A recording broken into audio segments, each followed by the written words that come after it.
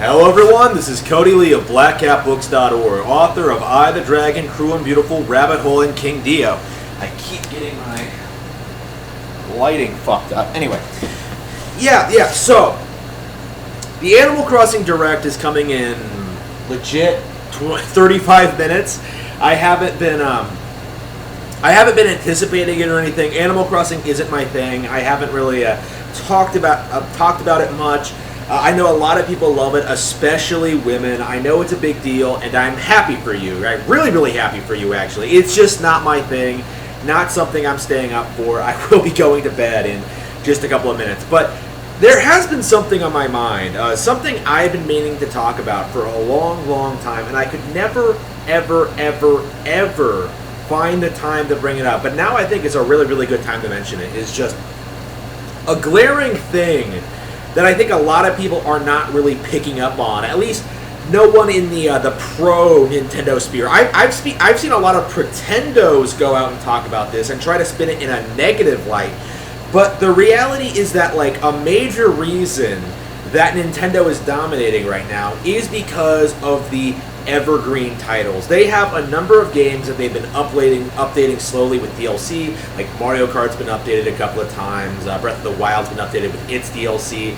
And we have Animal Crossing, which I think is probably the biggest example of this, because Nintendo has been like periodically just releasing new furniture, releasing new features, and a lot of people early on were trying to say that like, oh man, they half-assed New Horizons, it's not very good, there aren't a whole lot of things to do, they cut out content from the previous games, Nintendo doesn't know what they're doing, the game isn't as good as it could have been, and they're being lazy, the game isn't like nearly as big or exciting as people make it out to be. But what's actually happening is that Nintendo is keeping its core audience of Animal Crossing players engaged with the game frequently. Because of how these updates work, because of how sporadic they are, how they're like spread out throughout the year throughout how minor changes, or minor and major changes,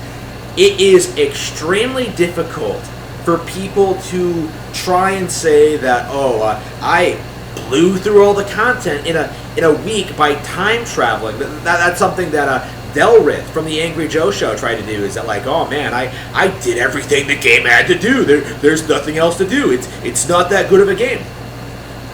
He was fucking wrong, right? I called him out then, and I'll call him out now, because more features are being added all the time. If you're the sort of person who likes Animal Crossing, actually spends time with it, and plays it the way you're supposed to play it, by not fucking cheating, you'll find it very rewarding, very relaxing, and very engaging. A very, very refreshing, unique style of game. The best there is in its category at the moment, right? Its audience, understands this, and not only understands, appreciates it, right?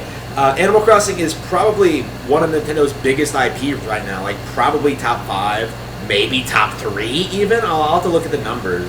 If it was like around in the 80s, it probably would be bigger. If it was able to have more releases, it would be bigger. There are a couple of reasons why like Animal Crossing isn't seen as like one of Nintendo's major franchises, but believe me, it's a big deal. Bigger than I think a lot of people give it credit for. Like I think early on people were thinking that like Doom Eternal and like Animal Crossing would do about the same. No, like Animal Crossing has sold, I think, like legit 10 times more than Doom Eternal has, and will continue selling well into like throughout the Switch lifespan, while poor Doom Eternal is relegated to Game Pass downloads by bored individuals who just cannot stop downloading games that they don't even really want to play. I don't know what this is. I keep removing Doom games from Game Pass because they're so fucking boring, but I keep re-downloading them just because like I still have some achievements to get. I could beat the game on higher difficulties. I don't know what the fuck it is, but like for some reason I keep coming back to like the Doom reboots, even though I fucking hate them. I just got back from playing Doom 2016 and it was just awful, just plain awful.